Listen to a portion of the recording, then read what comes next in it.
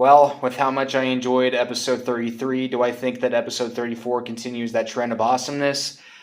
Nope, not at all. In fact, I think that episode 34 is a pretty big step down from episode 33, and I also feel that this episode will go down as the worst Naruto episode that Toonami Rewind has aired this month in 2024. And this will also be the last Naruto episode they'll air for October. So, yeah, talk about saving the worst episode for last, at least in terms of my opinion, especially looking at how good last week's episode was. They followed it up with a whatever episode, but hey, it's what they have to do. They're airing the series chronologically after all.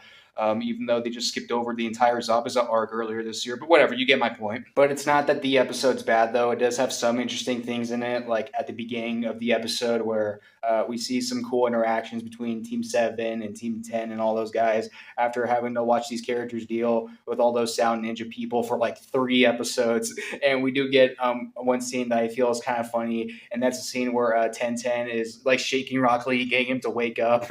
Yeah, and I think that's a really good example of this episode having good character interactions in it. And yeah, sure, that scene might not be as funny as, like, let's say Choji being offended over being called fat in the previous episode, but still, I still think it's a scene that's worth talking about. And if the character interactions at the beginning of this episode aren't the highlight of it for me, then I guess that medal would maybe go to the part later in this episode where we get to see Gaara's Sand Burial in action, and this is like the first time he uses it in the series.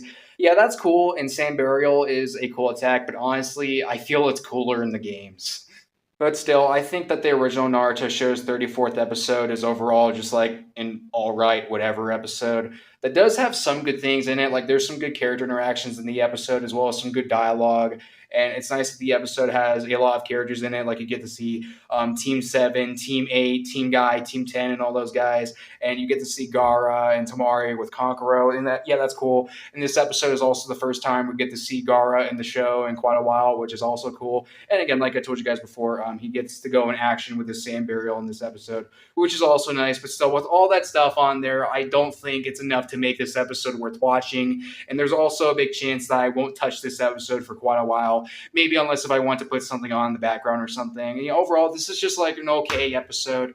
And I don't think it deserves any more than like a 7 out of 10 rating, if not a 6 out of 10 rating. But I feel a 6 out of 10 rating is too harsh on it. I think it's just a 7 out of 10 episode. And it's nothing more than that. But if you guys like this episode more than I do, that's fine. That's your opinion. This like thoughts video is just in my opinion. And if you guys want to, you can let me know in the comment section down below what you think of the original Naruto show's 34th episode, if you've seen it, and what you think of this video. And next week will be episode 35, that one episode where Kabuto interacts with Naruto, Sasuke, and Sakura in the woods. And yeah, we're getting closer to like the next part of the tuning exams on Toonami Rewind, which is cool. And we'll see if I want to do a thoughts video on episode 35. But with all this being said, that's all for the vid, everybody. So, usual outro stuff. Have a good night. Thanks for watching the vid, and bye.